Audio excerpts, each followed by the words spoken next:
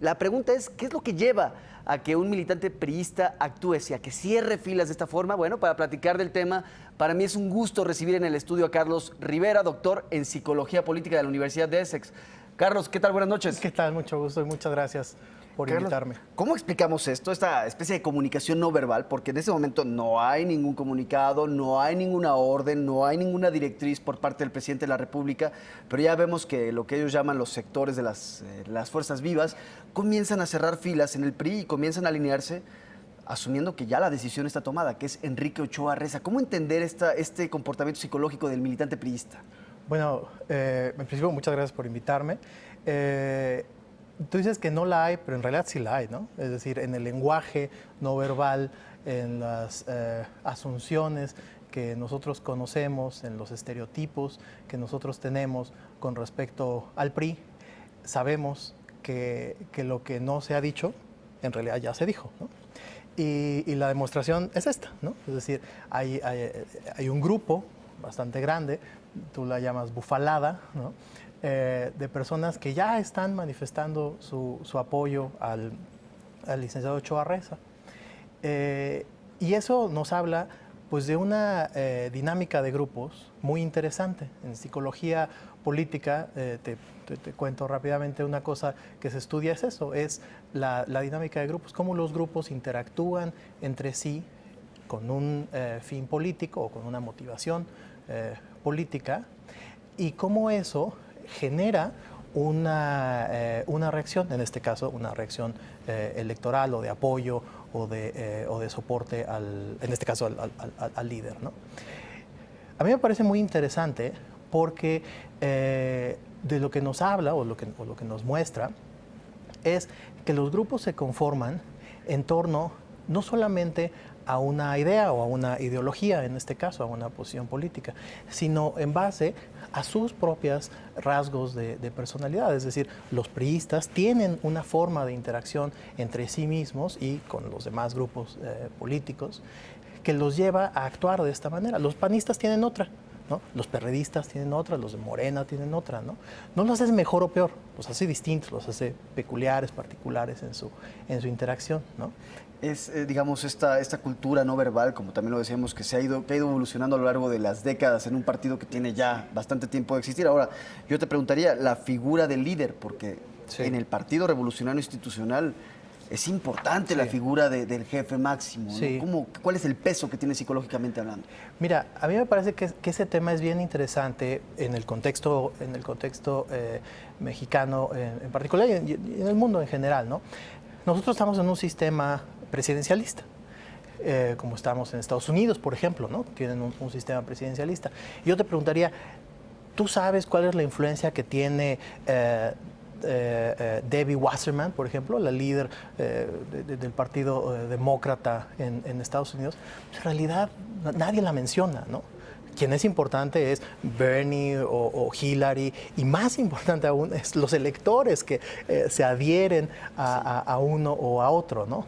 La imagen de la líder, en este caso del partido, la diputada Wasserman, o en el caso del Partido Republicano, pasa a segundo plano, no así en sistemas parlamentarios. Por ejemplo, en Inglaterra, ¿no? En Inglaterra se sabe que es muy importante la imagen del partido. Ahora el Partido Conservador tiene a dos. Claro, el jefe del partido es el que termina siendo el primer ministro. Claro, porque termina siendo el primer ministro, y ahora tiene a dos candidatas mujeres, ¿no? Sabemos que la siguiente primer ministro británica va a ser mujer, ¿no? No sabemos quién de las dos candidatas va a ser, pero sabemos que va a ser una mujer. Y entonces la imagen del líder sí se vuelve sumamente importante, y entonces se estudia, ¿no? Sí, los movimientos que hace y sus discursos, ¿no? En México a mí me parece que la figura del líder del partido tiene otra significación, otro peso psicológico, otro peso político, que es interesante en sí mismo, pero que habla de una figura, o de una configuración, perdón, diferente, ¿no? Es un sistema en el que estamos más acostumbrados a la política personal, ¿no? A personalizar la política. Ahora, ¿qué significa para el votante del PRI? O sea, porque aquí el tema es, ya tenemos una idea más o menos clara de que para los políticos mexicanos o los partidos políticos mexicanos es importante el líder, el jefe del partido, sí, a diferencia de otros países. pero para el priista en particular, ¿qué significa su jefe, su líder? Sí, mira, eso es bien interesante y es una cosa a la que se dedica la psicología política. La psicología política estudia en términos generales, es la aplicación de todo lo que se conoce de la psicología humana para el estudio de la política. Entonces lo que nos interesa a nosotros es saber qué de los rasgos de personalidad, cuáles de los rasgos de personalidad, en este caso los votantes del PRI, es lo que lleva a que se identifiquen, a que salgan, a que participen. A mí me parece que el licenciado Ochoa tiene ese reto, tiene muchos otros retos, pero a mí me parece que para la elección que viene, el año que entra en el Estado de México, sumamente importante, y definitivamente para el 2018, el reto es saber cómo apelar a la emoción de los votantes, no solamente de quienes se identifican con el PRI, ¿no? Es importante que haga estos ejercicios de cierre, de, ¿cómo le llaman? Operación cicatriz. Sí, claro.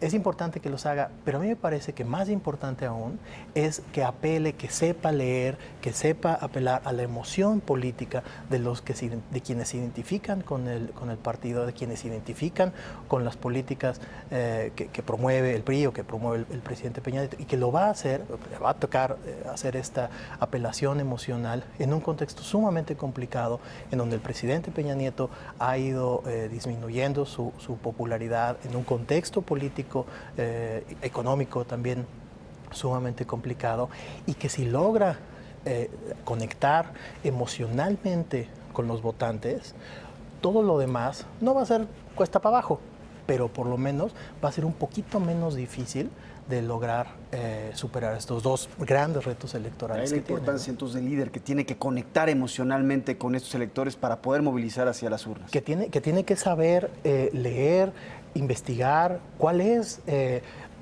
para decirlo en buen mexicano, de qué lado les late el corazoncito a los electores y saber qué es lo que tiene que hacer él emocionalmente.